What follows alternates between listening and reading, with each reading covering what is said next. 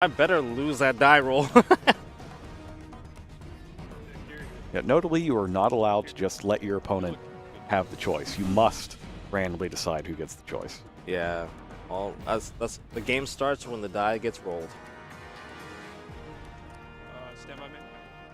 We're gonna go into standby main phase.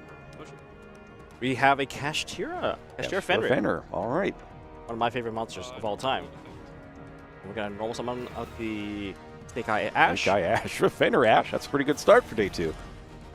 Very, very solid. Let's see what happens on Anthony's side. Effect It's a Veiler. Yeah, you kind of have to. Fenrir effect to add a card. The reason why they don't immediately just add with Fenrir after dropping is you gotta respect the draw and lock bird. If you don't respect it, then the rest of your plays, if your Snake Eye plays, getting cut off from a draw that early, you're not gonna end on any significant board that would matter too much. All right, so Unicorn is going to be added to Logan's hand. I mean, Unicorn is so devastating. Like, now that Kashtira, a Rysar's not part of the package, and we don't have, like, the Explosive Mind Hacker, like, people build their extra deck in a way that, oh, we just need one copy of this, one copy of that. But if Unicorn ever lands onto the field, your game plan might get tossed out the window right off the bat. All right, so he's got the Jet Synchron in hand, tosses it to summon Diabellstar, and Diabellstar is going to pick up the original Sinful Spoil Snake Eye and set it to the field. This is a really strong field already. We're going to take a look into whether or not Logan has the opportunity to perform some synchro summons with his deck. Now, are they playing the more common, like one of the packages people previously played, adapting to the FNL list, was that they played into Omega and Dissipator as a way to kind of replace the 2 synchro monsters that they lost. But some people still want to maintain like a certain levels of negation. Now I haven't seen this. I didn't see this at all yesterday, but we were overlaying 2 level 7 monsters to make Mecha Phantomy's Dracosac, the Dragon Ruler MVP Xyz monster. And 1 material is being detached to summon the 2 Mecha Phantomy's tokens in defense position.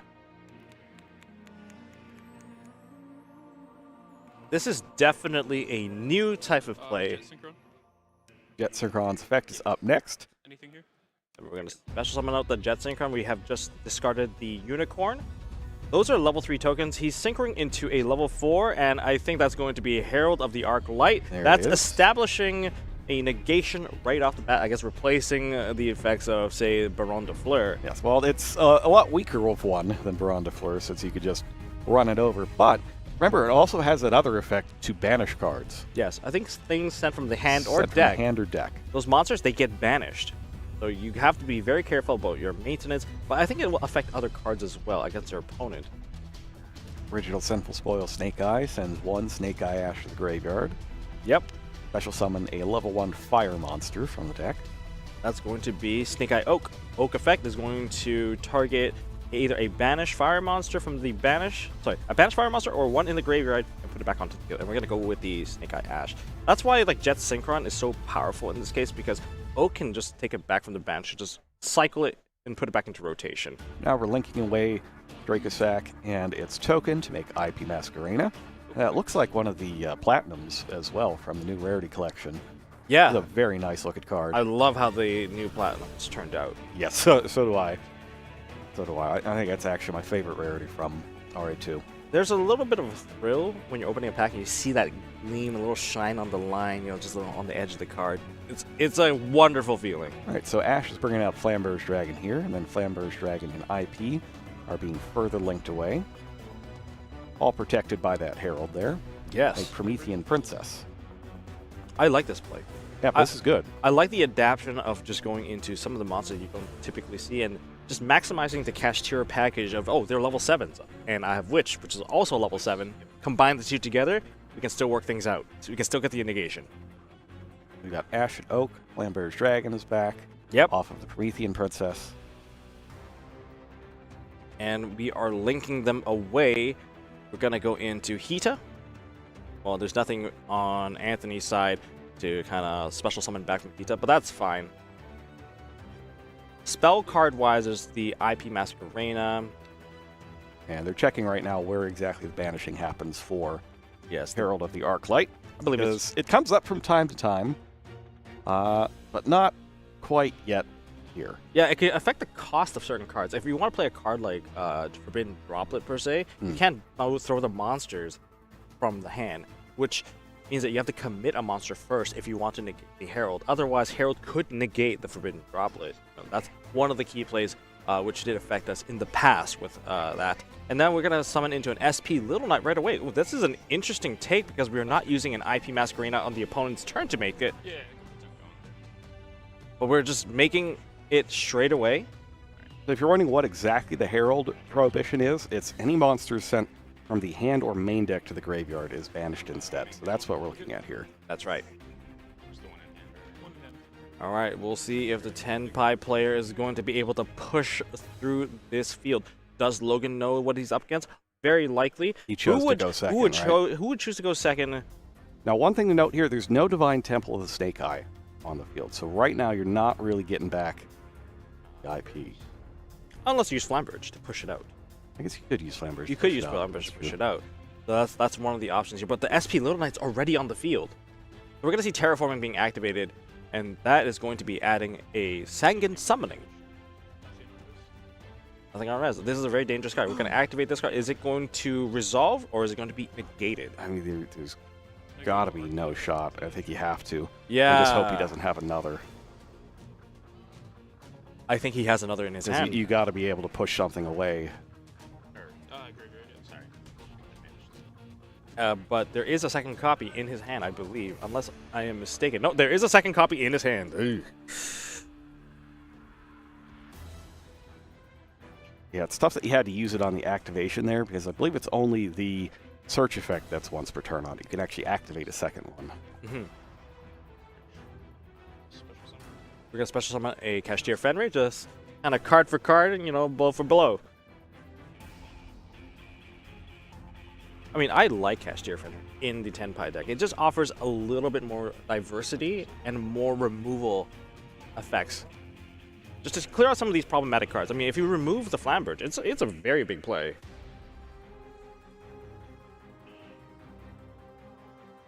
Now, I think one of the key things about losing... Oh, there's a Veiler coming down. See, if the Herald was still up, that Veiler would not be able to resolve because the Herald would have affected the cost of where things would land, and Veiler you need to send to grave. Can't discard it to the graveyard. That's right. But there is a second copy of Sangan Summoning. We're going to kind of see that card land onto the field. Terraforming Sangan is just... Terraforming Sangan, Fenrir's just brutal. I think this is a very scary field. Luckily, there's no Baron de Fleur anymore. Otherwise, I would know where this would go. However, looking into the current status of the field, there's also an SP Little Knight still here. We're going to see Flamberge effect summon. This is kind of neat, though. Yeah, you got to get rid of that. SP is still on the field. SP's arrows are left and right. So SP must be linked off if you want to use that IP. Either going to be an Appaloosa S-style, or we're going to see SP Little Knight's effect go off to remove itself off of the field so that you can use the Flamberge plus the IP. But whatever you do, you got to get rid of Sangan Summoning, otherwise the Fire Dragons are going to be unaffected during this main phase, phase 1. That's true. We're gonna enter battle phase. All right. So that's going to mean that Sangan Kaiman gets to use both of its effects. I mean, that card is already on the field, and essentially that is what is being telegraphed here. But if the Cashier Fenrir declares the attack first, where are we trying to push this? Is the IP going to activate at this particular point in the game? Because battle phase has been attempted to be entered. However, it's up to Logan whether or not he's going to be passing priority to allow the battle phase to be entered. Because, you know, of course, when your opponent wants to pass phase, you can slow down the game and be like, no, hold on a second, I actually want to do something. But it is going into battle phase now. We're in battle phase now. The IP Masquerena will not be able to do anything. And we're going to see Fenrir. Fenrir's going to attempt to declare an attack here on the SP Little Knight. Will there be a trigger? No. So you don't exactly want to trigger, and I can see why Anthony chose not to trigger, because that's going to lead to SP being triggered. And in battle phase, we're going to continue this, and we're going to follow up with the Sangan Kaiman. The last card, I believe, in Anthony's hand is going to be a Ghost Ogre. I think if Ghost Ogre was to activate, it would have basically been used on that IP Masquerena so that they can't actually link off anything. Without IP, you can't. IP's effect requires you to use IP as part of the material. And if you Ghost Ogre that, you would actually make the board very free to kind of break apart. You can just pick it apart now. But now we go into Hydra with the Sengen Kaiman. So because it's the battle phase, both effects of Sengen Kaiman are able to be used, both the add and the special summon from hand. And now Hydra's on the field. Because of that special summon, Promethean Princess can now be activated. Yes. Flame Barrage, I'm gonna target Hydra. That is the danger here. Pop, this will resolve. And we are going to get another copy of Sengen Kaiman. That's the dangers of the Promethean Princess. We needed that battle phase to clear off the SP Little Knight, but then you're going to be running into the Promethean Princess. I mean, of course, Snake Eyes is super layered, especially most of the effects in the graveyard. Now we have Flambridge activating, resolving, getting the Oak, and getting the Ash on the field, and the Oak is now activating, and also the Ash, giving you just so much card advantage. Now you get another copy of Ash for follow-up the next turn. I do think that there will be a next turn, and that's going to summon back the Jet Synchron, putting that back into rotation. Like, even if you don't use Jet Synchron as a synchro material, you could still use Jet Synchron as a link material. Alright, so now we're in main phase 2. That means we're going to another turn here for Logan. Sengen Summoning's effect is now being activated to get... That's Fadra. That's the one that summons from the graveyard. I like the kind of the awkwardness of the timing of these effects, either on summon or in damage step. The in damage step part is brutal, and I think for a lot of people this is how, like newer players, this is how they're learning how the damage step works, by what they can and cannot do to these when they trigger in the damage step. That's a tough lesson. That's a tough lesson to learn. Normal summon out the Fadra, and the effect of Fadra is going to go off. That's going to summon out Hydra. No. And that is going to be Link summoned likely into Harak Seal of Heavenly Spheres. Will this be enough? We're going to pass turn on here. Oh. In the main phase, we do have the IP Masquerena playing. All of these cards are good. But we are currently fire locked, and it's good. By the Promethean Princess. Yes. Okay, so we have two types of interaction, plus the ghost. So we have a non-targeting effect to return a card on the field back to the hand, a face-up card, and also ability to summon out a monster if the graveyard effect of Heretic Seals isn't negated. We're starting off with a Link 2, likely going into... Ooh, this is a nice one. A Phoenix effect that's going to activate, discard a card, destroy the Sengen summoning, and also draw a card because that is now co-linked with Promethean Princess.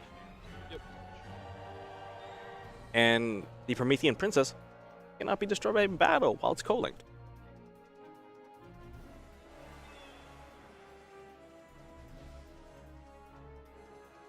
Now, he wants to respond here.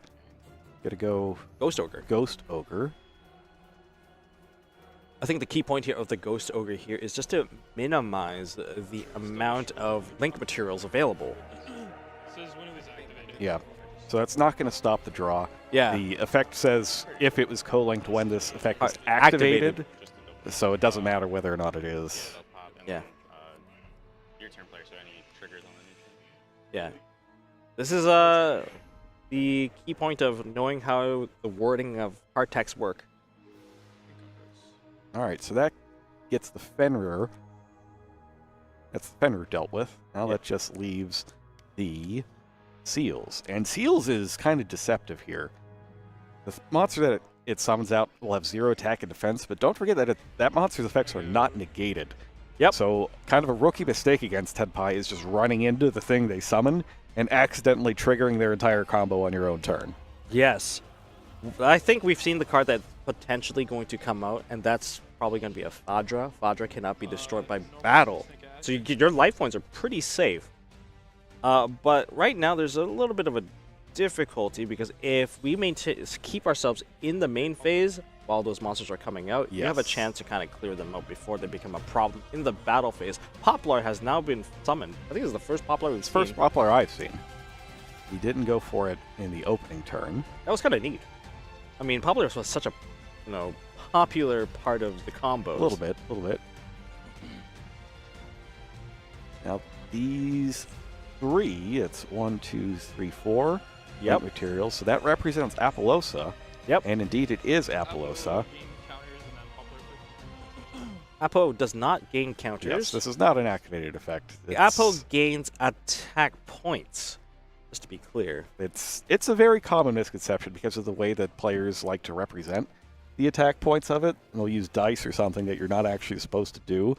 So it's kind of led to this, just mass understanding, yes, it simply gains counters, but that's not actually how it works. It's the attack points. And when you combine it with Moon Mirror Shield, things get even more complicated. So 2,400 attack points. So it's very strong. If you want to think of it in terms of, since it is Bow of the Goddess, I like to think of it as how many arrows can be shot. Oh, I like that. In this case, it's 3, 800 attack points each. But it takes time to reload. That's why it's once per chain. Exactly. Bow of the Goddess. Activate original sinful. Original Sinful Spoils. We're going to put back the Flamberge into the deck. Yeah. There's a lot of monsters on the field here.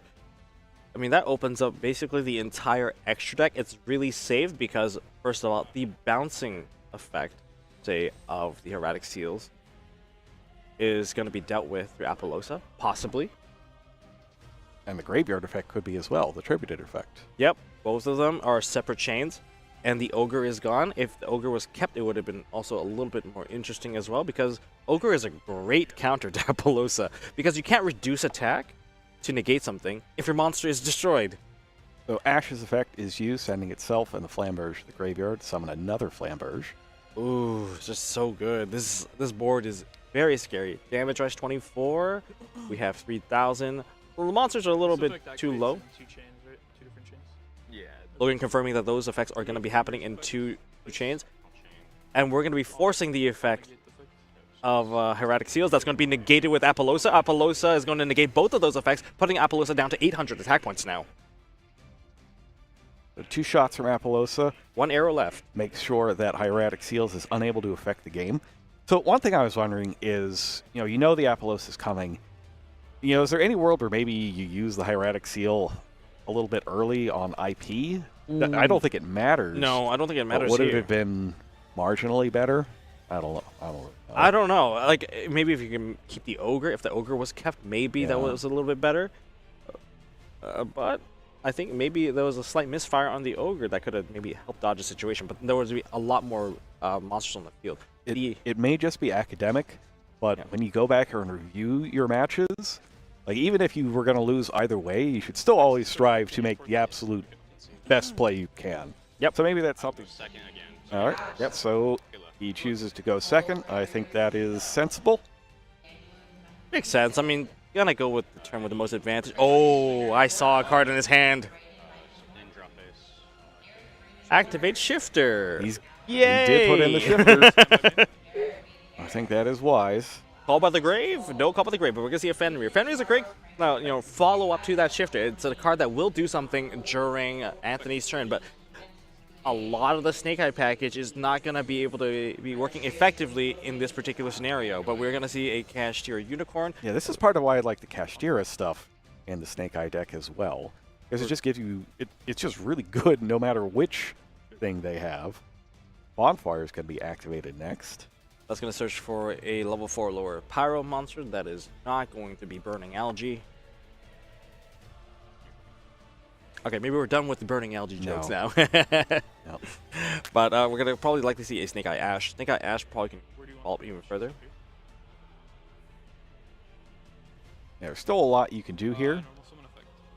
And this is one of those things that, you also take care of in preparation at home before you can show up at the event is, what are my plays under Shifter? Yes. I mean, that's like key to preparation. You need to expect what's in the format. Ooh, Infinite Impermanence onto that Snake Eye Ash. That's really huge. Because without that Snake Eye Ash, you're not going to be able to get into the Poplar getting you additional cards and the extra bodies. So we're basically left setting. Because the more you interact, the more follow-up that you lose, and this is going to pass turn on to just Fenrir, Ash, and a face down. And I believe he's just drawn into Terraforming again and has another 2 Sangan Kaiman opening. We're going to be activating Terraforming. I like how these top-level players are very patient with the disruptions from hand. They don't just go for the first thing. They anticipate, hey, maybe my opponent's trying to play around my cards. We're going to activate Sangen Summoning. Now, we don't know what that face-down card is here.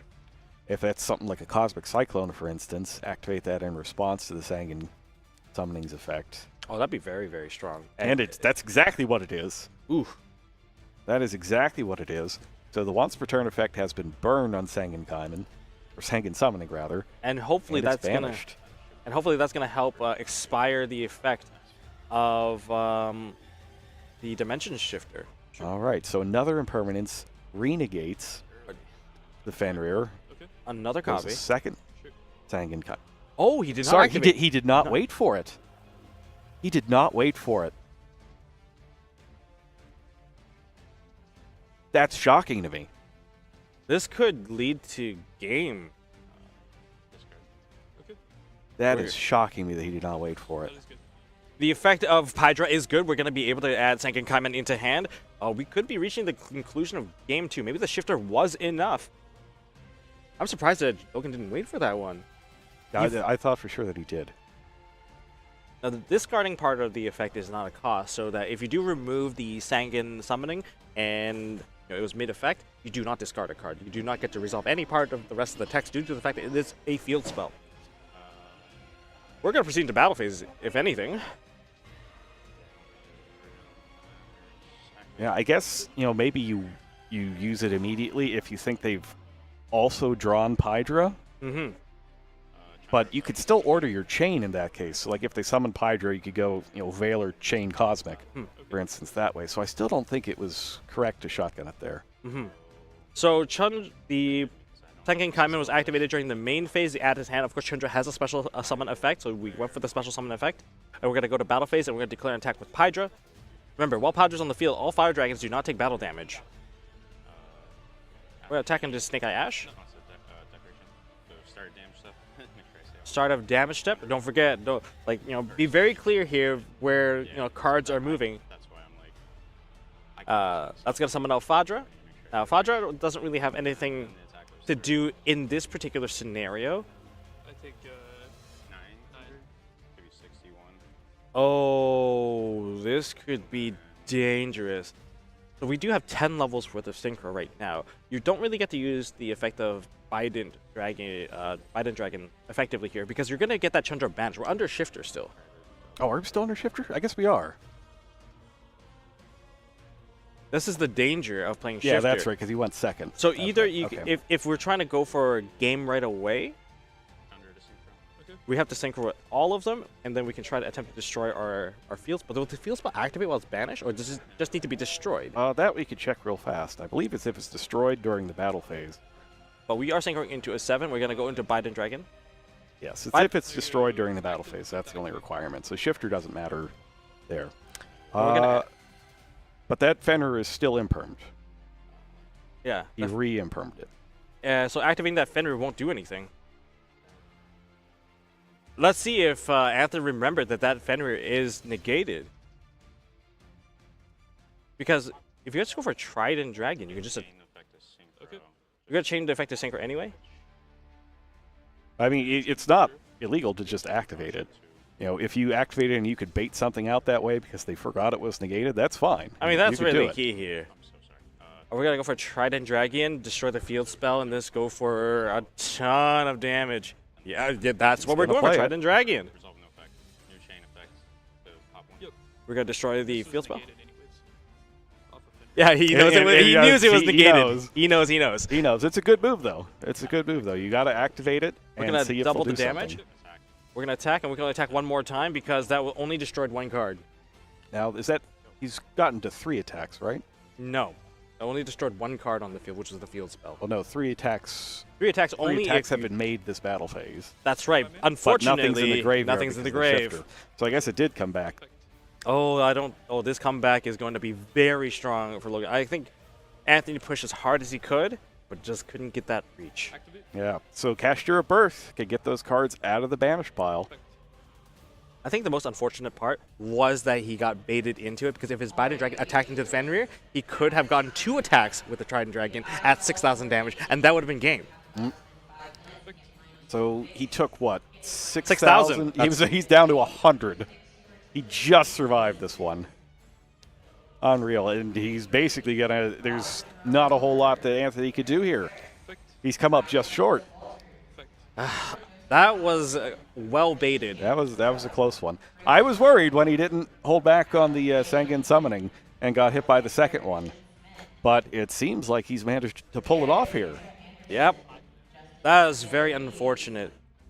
If he just left the Fadra alone, like, oh, nothing happens. Declare the attack, because I believe Biden Dragon is stronger than that Fenrir. It should be, yeah. Well, that's the key thing about... It was a great play. It was a great play. The negated Fenrir did more for the game than anything else here. Kept Logan in the game. And Trident Dragon is sent back to the Spell and Trap